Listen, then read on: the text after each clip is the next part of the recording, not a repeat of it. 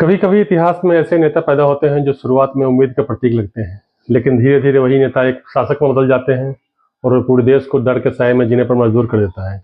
इतिहास ने कई ऐसे चेहरे देखे हैं। Adolf Hitler, Joseph Stalin, Benito Mussolini, ये सभी कभी साधारण इंसान थे, लेकिन बाद में दुनिया के सबसे शक्तिशाली और डरावने तानाशाह बन गए। तो सवाल है, क्या तानाशाह पैदा होते हैं या हालात उन्हें तानाशाह बना देते हैं? और सबसे बड़ा सवाल, किस मनोवैज्ञानिक प्रक्रिया से एक नेता धीरे धीरे तानाशाह बन जाता है? आज के इस डॉक्यूमेंट्री में हम समझेंगे तानाशाहों की मनोवैज्ञानिक संरचना, सत्ता की लालसा का अंधेरा, जनता को नियंत्रित करने की तकनीक और इतिहास के सबसे खतरनाक नेताओं की मानसिकता। तानाशाह कौन होता है? सबसे पहले समझते हैं कि तानाशाह होता कौन है। राजनीति में तानाशाह वह व्यक्ति होता है जिसके हाथ में लगभग पूरी सत्ता होती है। वह चुनाव, संविधान और संस्थाओं से ऊपर खुद को समझने लगता है। तानाशाही में अक्सर तीन चीजें होती है: सत्ता का केंद्रीकरण, विरोध का दमन और डर के माध्यम से नियंत्रण। इतिहास में कई देशों ने तानाशाही देखी है। जर्मनी में हिटलर, इटली में मुसोलिनी, सोवियत संघ में स्टालिन। इन नेताओं ने अपने देशों को पूरी तरह नियंत्रित किया।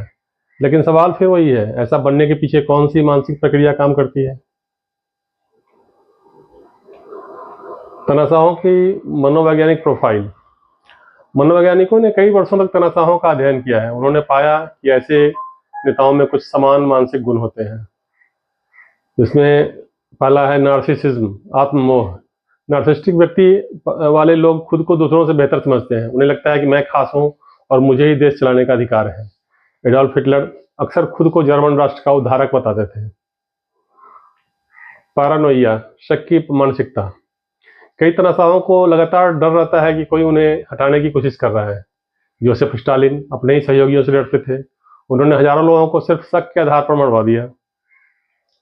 लैक ऑफ एम्पैथी, सहानुभूति की कमी। तानाशाह अक्सर दूसरों के दर्द को महसूस नहीं करते। उनके लिए सत्ता सबसे महत्वपूर्ण होती है। यही कारण है कि इतिहास में लाखों लोग तानाशाहों की नीतियों के कारण मारे गए। जनता तानाशाह को क्यों स्वीकार करती है? यह सवाल बहुत महत्वपूर्ण है, क्योंकि तानाशाह अकेले सत्ता में नहीं आते, उन्हें जनता का समर्थन मिलता है। इसके पीछे कई मनोवैज्ञानिक कारण हैं। संकट का समय, जब देश आर्थिक या सामाजिक संकट में होता है तब लोग मजबूत नेता चाहते हैं। जर्मनी में प्रथम विश्व युद्ध के बाद भारी आर्थिक मंदी आई थी, भारी आर्थिक संकट आया था, उस समय हिटलर उभरे। प्रोपेगेंडा, प्रचार का जादू। तानाशाह अक्सर मीडिया और प्रचार का उपयोग करते हैं। जर्मनी में नाजी प्रचार मंत्री जोसेफ गोेबल्स ने लोगों की सोच बदलने में बड़ी भूमिका निभाई। उन्होंने एक सिद्धांत दिया, झूठ को बार बार बोलो तो वह सच लगने लगेगा। फियर साइकोलॉजी, डर तानाशाही का सबसे बड़ा हथियार होता है। अगर जनता को डर हो कि विरोध करने पर सजा मिलेगी तो लोग चुप रहना शुरू कर देते हैं।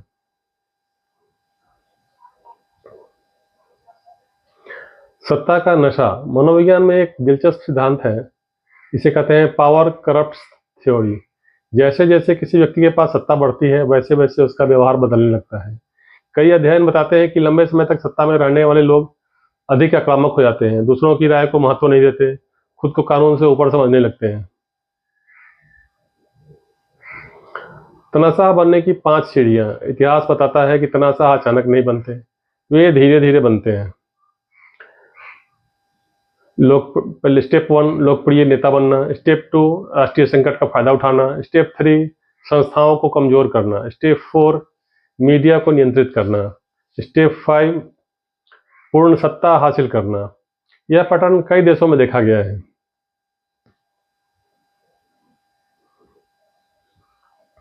आधुनिक दुनिया में तानाशाही, आज दुनिया पहले से ज्यादा लोकतांत्रिक दिखती है, लेकिन कई विशेषज्ञ मानते हैं कि तानाशाही पूरी तरह खत्म नहीं हुई है। आज तानाशाही कई बार नए रूप में आती है। मीडिया नियंत्रण, इंटरनेट सेंसरशिप, राजनीतिक दमन।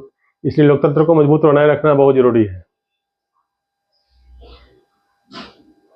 सबसे बड़ा सबक, इतिहास हमें एक बड़ा सबक देता है। तानाशाह सिर्फ नेताओं की वजह से नहीं बनते, बल्कि तब बनते हैं जब समाज डर जाता है, सवाल पूछना बंद कर देता है और सत्ता को चुनौती देना छोड़ देता है। इतिहास की चेतावनी। इतिहास बार बार हमें चेतावनी देता है। हर तानाशाह शुरू में खुद को देश का रक्षक बताता है, लेकिन समय के साथ वही व्यक्ति शक्ति अत्याचार में बदल जाती है।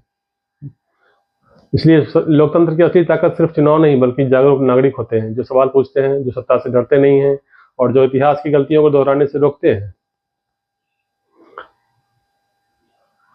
आप देख रहे हैं इंडिया अपडेट 24। नमस्कार, मैं हूं Sanjay Kumar. India update 24।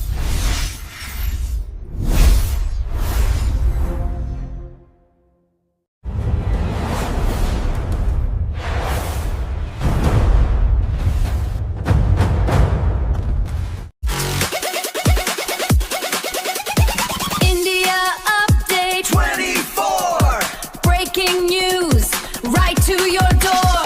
Ascension Protocol. Hear the nation's call. Ascension Protocol. India Update.